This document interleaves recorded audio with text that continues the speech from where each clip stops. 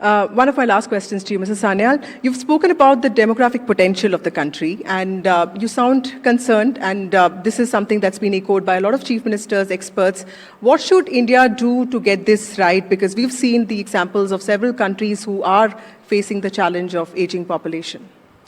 So we haven't aged yet, but we need to begin to think about this, because while we are in the demographic dividend phase for the next 25 years, do remember what this actually means.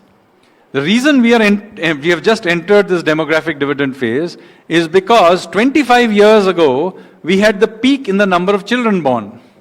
Since then, the number of children, babies born in this country has actually declined. I think if I'm not wrong, we had 29 million kids born in India in 2001. That was the peak. Today, that number has fallen to about 22 million. So, dramatic decline.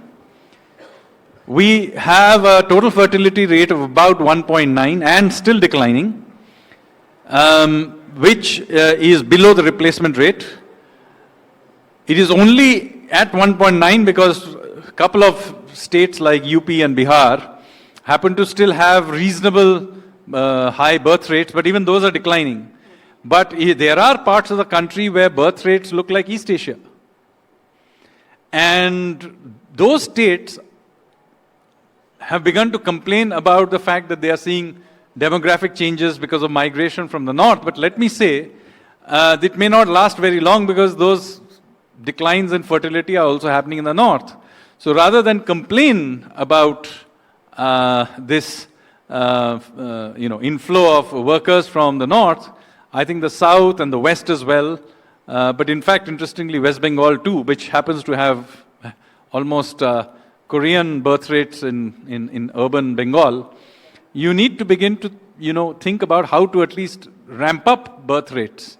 Now, let me warn you about one problem here, that no country in the world which has seen a decline in birth rates has been able to bring it back ever up past replacement rate. So, if we manage to do it, we'll be unique.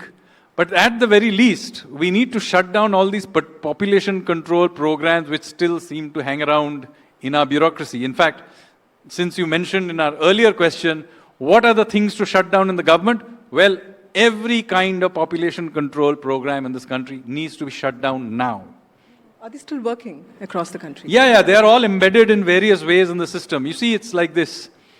Once you create a bureaucracy, it stays alive. We are now 30 years into being a market-based economy, but half the things I'm fighting are all structures that were and laws and rules created in the socialist period, some even in the colonial period. So once you create a bureaucracy, it stays alive. This is not true of just India. The one-child policy was removed in China relatively recently. This is 30 years past when it was obvious they had to do it, and almost half a century past their peak in the number of children. So even in China, once the bureaucracy, you had given somebody targets to reduce birth rates, they kept doing it till well past where it made any sense. And every economist and demographer worth their salt was screaming that, look, this makes no sense. Why are you continuing with a one-child policy? Right. But it still went on for 2 extra decades. So you have to go into our systems.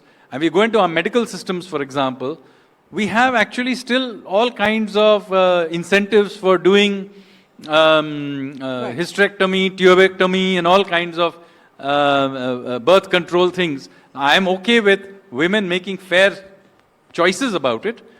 But if we have a government program that actually promotes it and particularly gives incentives to doctors for carrying out these things and encouraging it, then, then at the very least, you should get rid of them. Absolutely.